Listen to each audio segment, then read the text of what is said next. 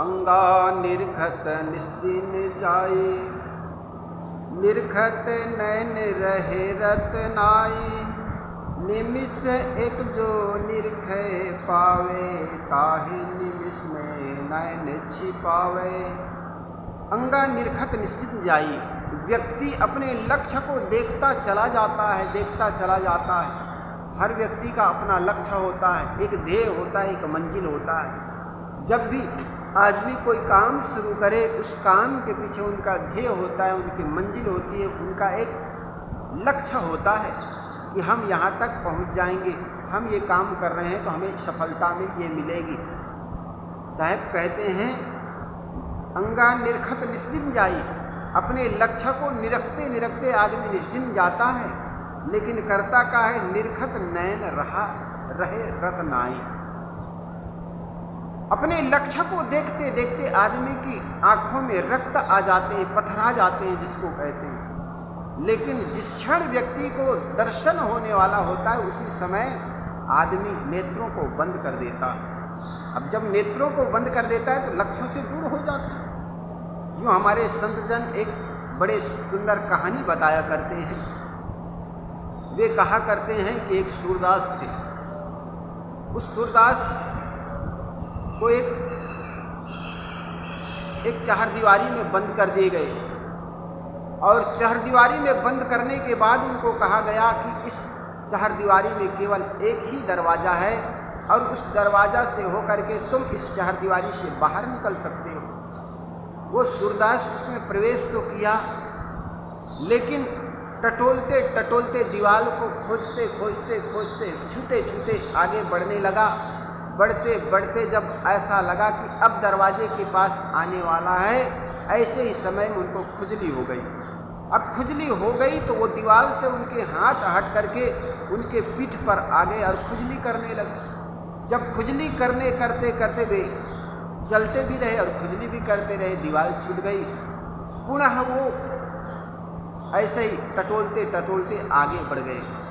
ठीक इसी प्रकार हमको भी ये मनुष्य तन 84 खानी रूपी एक कोठरी हमें मिली हुई है, और 84 खानियों में एक मनुष्य तन ही एक ऐसा दरवाज़ा है जहाँ से होकर के व्यक्ति मुक्त हो सकता है, और अगर भूल हो गई तो बंधन में पुनः 84 की खानी में पड़ सकता है।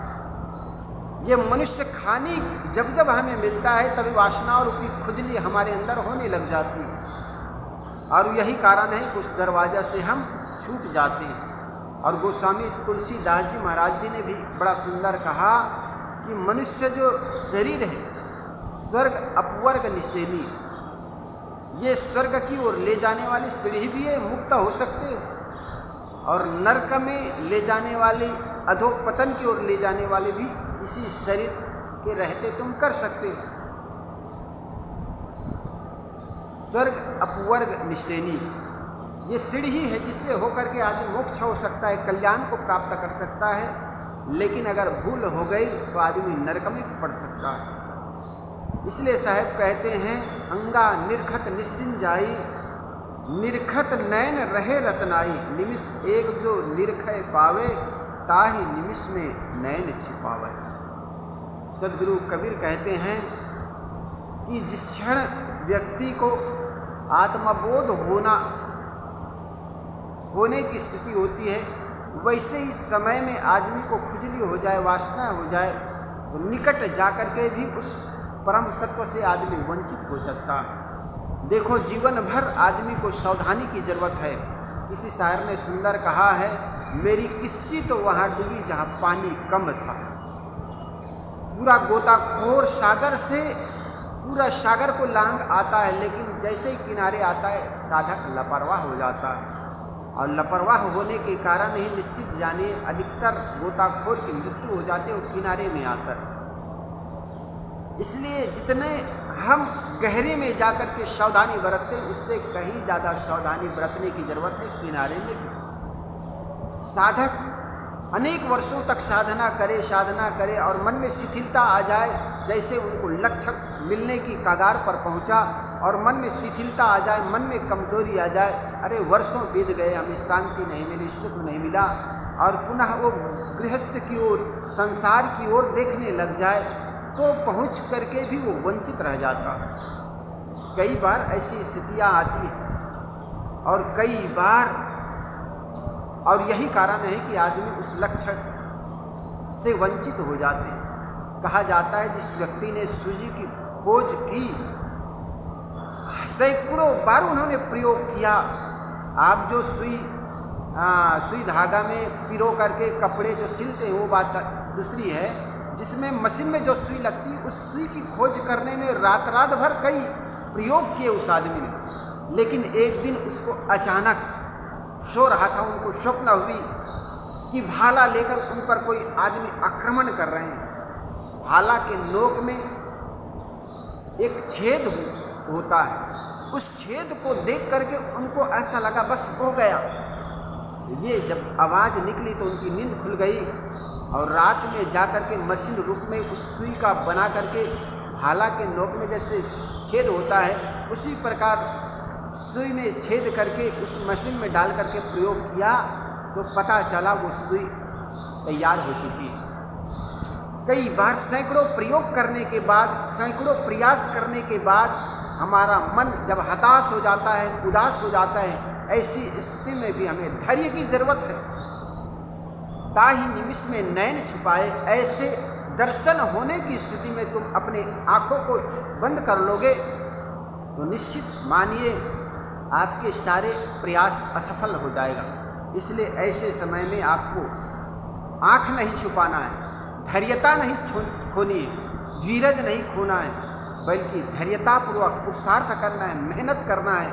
और धैर्यतापूर्वक जो आदमी पुरुषार्थ करता है, मेहनत करता है, धीरज मानता है, वो आदमी निश्चित जानिए सफलता को प्राप्त हो जाता है। तो सद्गुरु कबीर कहते हैं, अंगा निर्खत निस्दिन जाए, निर्खत नयन रहे रत्नाई, निमिष एक जो निर्खय पावे, काहे निमिष में नयन छिपावे। किसी भी लक्ष्य को पाने के लिए हमें बड़े धैर्यता की जरूरत होती है। ये किसान देखो, खेतों में बीज को डालता है, 4-4 महीना उस खेतों में जाकर के पुरुषार्थ करता है, मेहनत करता है, घास को निकालता है, समय से पानी देता है, और अब फसल पकने ही वाला है। ऐसे समय में धैर्य खो दे, यार कुछ होने वाला नहीं, हमने 4-4 महीना परिश्रम कर लिया, पुरुषार्थ कर लिया, और केवल अंतिम पानी न डालें या अंतिम समय में बनैले पशुओं से फसल की रक्षा ना करें, तो सोचो क्या फसल प्राप्त कर पाएगा किसान।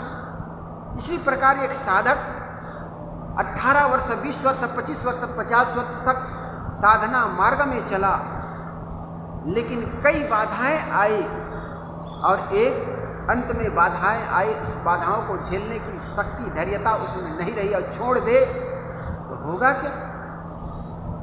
उस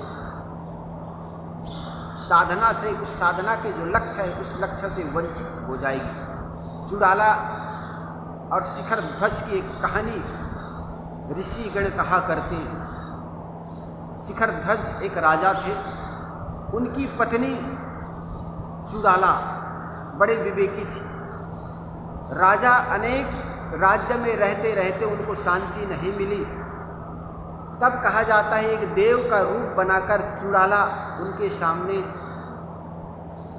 आ जाती और चुड़ाला शिखध्वज को कहती है कि राजन शांति मिली। राजा ने कहा देव मुझे शांति नहीं मिली।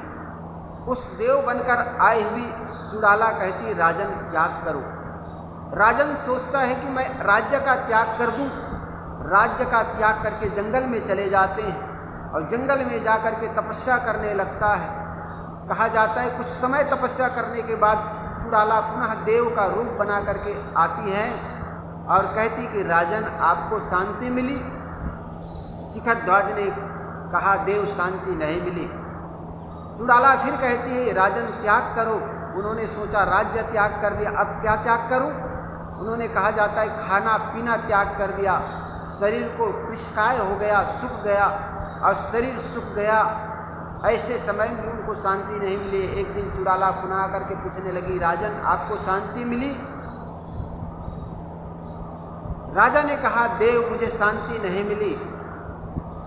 चुड़ाला जो देव बन करके आई हुई थी वो कहने लगा, राजन त्याग करो। राजा सोचता है अब क्या त्याग करो, राज्य के त्याग कर दिया, भोजन पानी का त्याग कर दिया, अब मुझे शरीर का त्याग कर देना चाहिए। कहा जाता है वो जैसे ही पहाड़ से कूदने वाला था, ऐसे समय में चुड़ाला पुनः देव बन करके आती है और उनके हाथ पकड़ के कहा कि राजन क्या कर रहे हो, शांति मिली? राजन ने कहा, अब मुझे शांति नहीं मिली, अब देह का त्याग करना चाहता हूँ।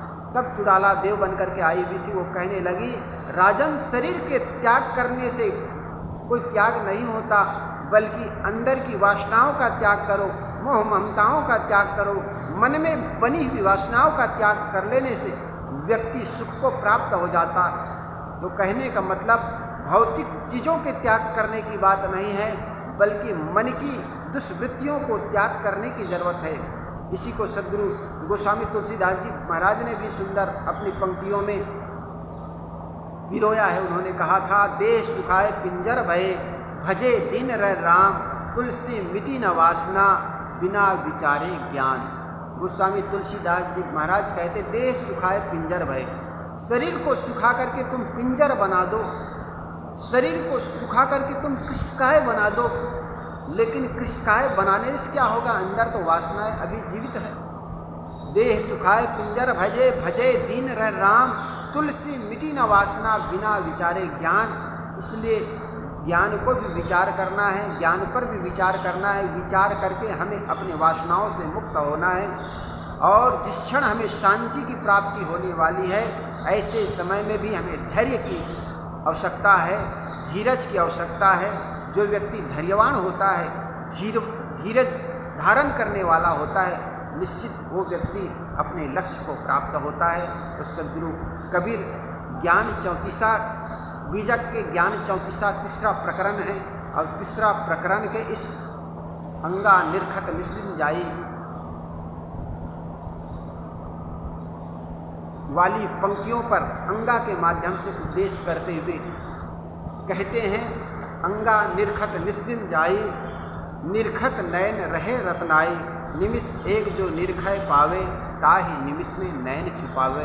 हमें अंतिम लक्ष्य की प्राप्ति नहीं हो जाती, तब तक हमें धैर्य की आवश्यकता है, धीरज की आवश्यकता है। और निश्चित मानिए, जो आदमी पुरुषार्थी होता है, धैर्यवान होता है, धीरवान होता है, उनको अपनी मंजिल की प्राप्ति हो जाती है। बोलिए सद्गुरुदेव की।